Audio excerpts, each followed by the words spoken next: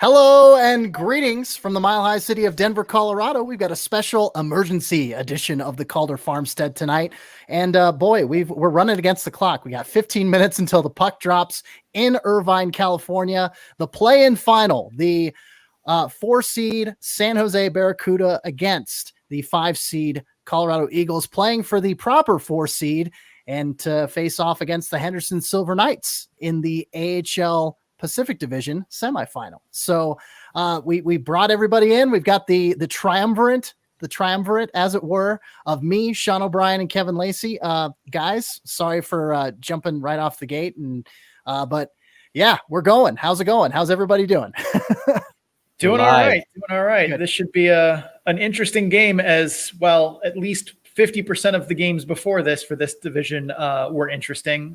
The San Jose Tucson game, not as much, but right. It featured 100% less crime on the ice. So there's that. Yeah. Yep. So, I mean, Boko Amama, that was kind of a highlight from last night's game, Tuesday night's game, Colorado and Ontario. Kyle Burrows laying a big hit on one of the Reign players. I'm forgetting who it is off the top of my head, but he hit Boko Amama. Yeah, he hit Amama, and Amama did not like that. And basically just took a swing. That's right. Yeah, I'm thinking of the Burrows hit that he hit another guy, and then Brett Sutter fought him. So Kyle Burrows pissing everybody off in Ontario in Irvine. So yes, but the Eagles, they won last night 5-4 in overtime, thrilling victory against the Ontario Reign, and of course San Jose. Kevin, from what I heard, I unfortunately didn't get a chance to watch the game, but kind of a little bit of a sloppy game, at least in the early going of things. It was a little sloppy. I thought it was more of a good, solid defensive effort, which played into the Barracuda's favor because the Barracuda are pretty shorthanded up front right now, with players either sent off to the World Championships or several of their call-ups to the Sharks were injured, including leading scorer Joachim Blichfeld.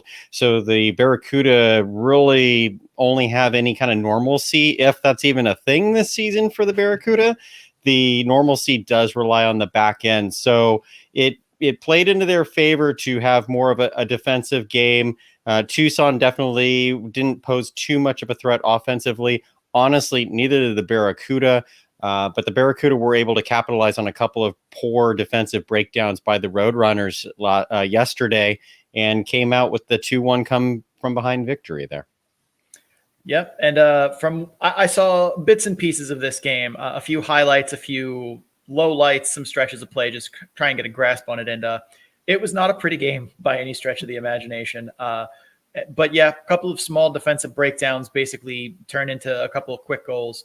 As you mentioned, no Alexander True, no Shimlevsky, no Bergman. They got sent down, but are here with me in Riga, Latvia for the World Championships.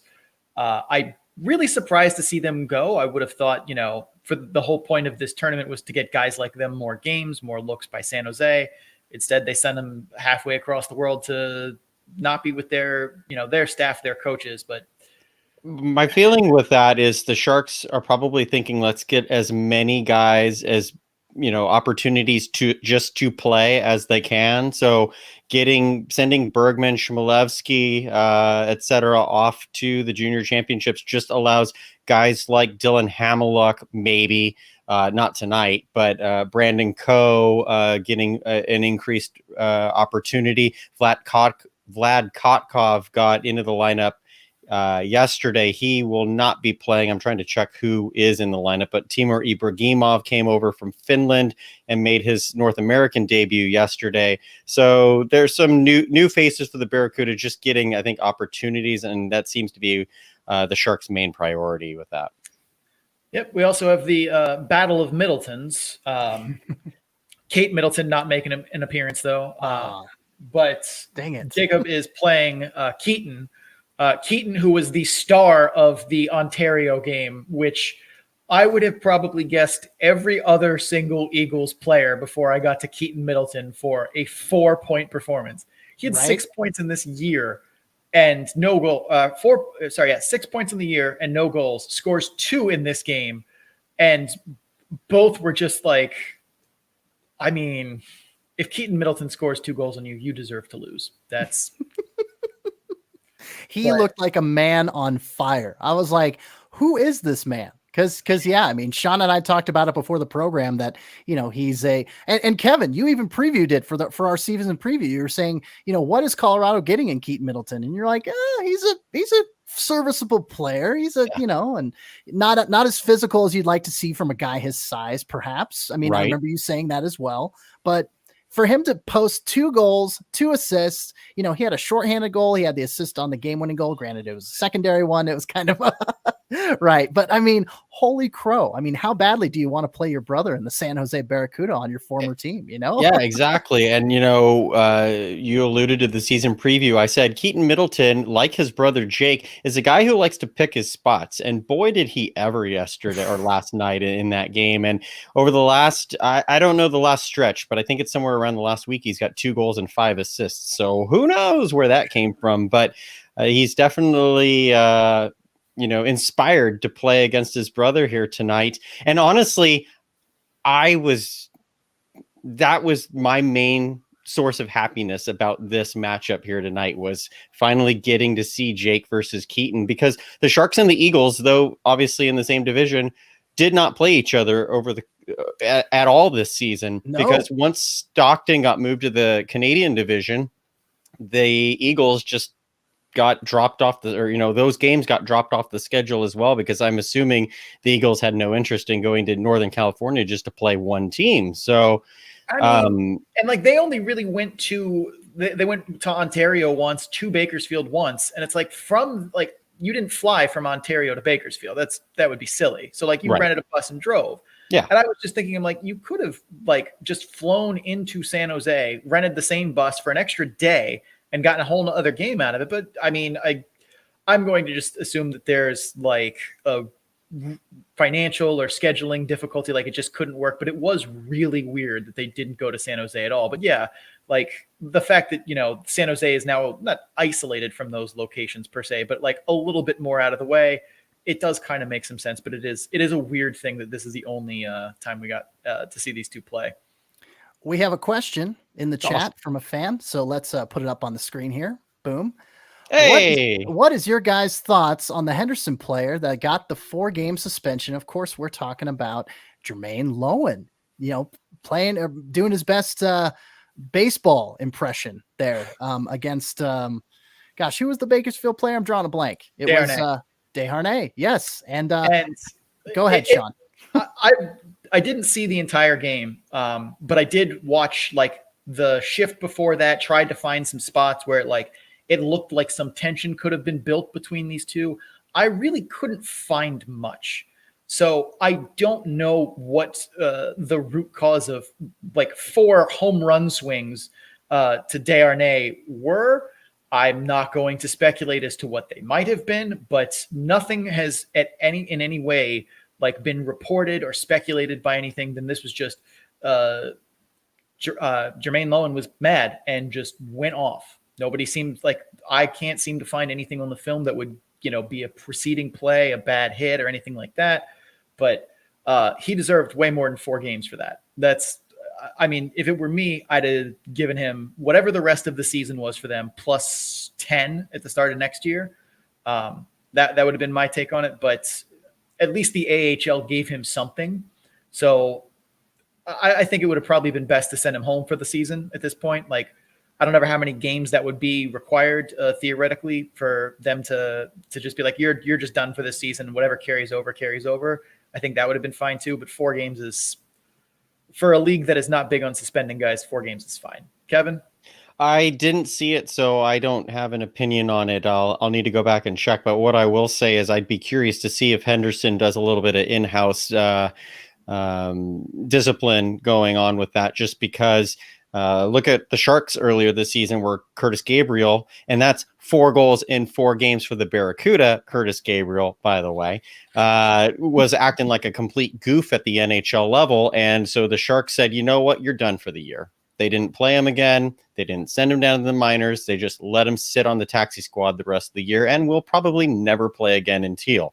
So I'm not saying that Jermaine Lowen, because Jermaine Lowen is a first year or second year he professional. He doesn't have a lot of AHL experience. He's a draft pick from the Stars, 7th rounder, so not a guy you would really expect to see in the AHL period. Played a little bit in the ECHL and the AHL last year, but still very young guy. I think he's 23. Exactly. Very young player. I don't know if Henderson would just blackball him like that, but I would be curious to see if Henderson does a little bit of in-house maintenance. And that's Jermaine Lowen, who once got a pro tryout for the Sharks many years ago as an 18-year-old. So I do recall seeing him. I remember him vividly wearing number 94 in that tryout and not impressing me very much. So see, and I didn't. Go ahead, Sean. I was going to say, if you want to wrap this up, let's get back to the preview we have. We have 4 minutes before puck drop. So, yeah, I just wanted to point out real quick before I yield the floor to Kevin. Colorado, the Eagles, now, since the Avalanche made the playoffs, obviously expanded roster. They're going to take a lot of those Eagles guys, the Wonderkin, Alex Newhook. Then you've got Kiefer Sherwood, Jason Megna. Unfortunately, no Megna reunion there tonight, but Liam O'Brien, Dan Renouf, Jacob McDonald, Dennis Gilbert, and I mean, Connor Timmins, like 4 forwards, 4 defensemen.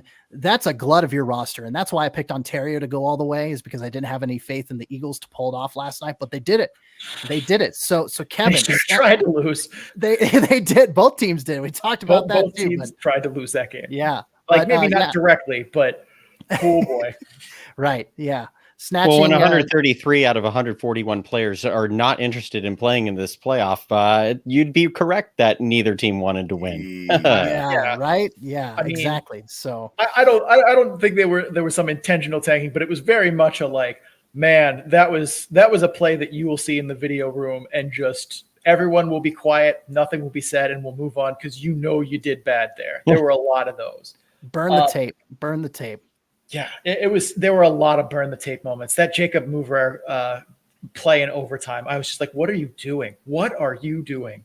But I mean, without True, Shamlevsky, Bergman, or Blickfeld, I got to take Colorado in this game. Like, they have more firepower. I don't trust the goaltending on either team terribly much, but at least Colorado has guys up front. Like Tynan will be in. Their rookie defenseman Justin Barron will be in. Like, those are the best 2 skaters in the ice for both sides, I would say. And that to me tips it in Colorado's favor.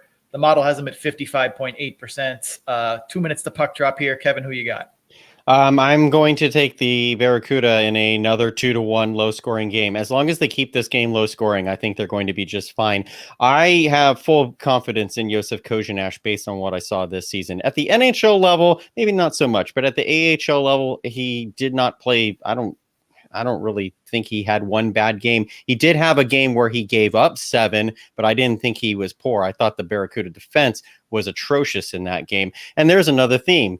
Again, keep it low scoring, because if this team's defending, they're doing fine. If they're just letting Colorado walk all over them in the offensive zone, like Colorado has shown at times this season that they can do, then the Barracuda are in trouble. But I'm gonna pick the Barracuda in a low-scoring 2-1 game, because despite the fact that neither of these teams played each other this season, the Barracuda had an advantage of being able to win the game at 1:00 yesterday, and were live in the building watching the Colorado game in the evening, according to the Colorado radio broadcast yesterday. Yep. They said the Barracuda were there observing, and that's the best way to scout your opponent. The fact that they had that advantage, I'm going to give it to the Barracuda on that. That's a good point. CC, real quick. Very good point. Real quick.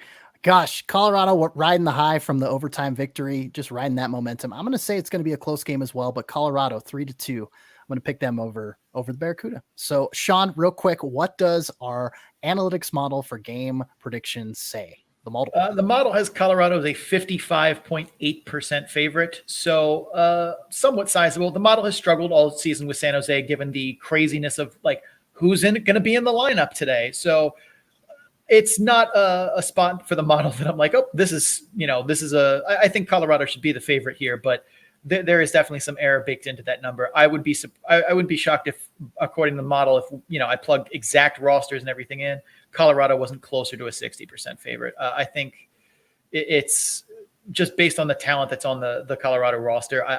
I have more faith in it up and down than I do San Jose's. Joseph Will says, ironic, the division who purposely plays less game than the rest of the league wants to play more games this season. Kind of ironic. They usually play 68 games as opposed to 72 or 76. But they did play the most games this season. Yes, they did. Most of the teams played almost 40. Right. But he was saying like normally under normal circumstances, Right. they try to play least, less games. But anyway, well, that's all the time we have. It's 8:00 Mountain, 7:00 Pacific. So pucks down. We got to go cover our games.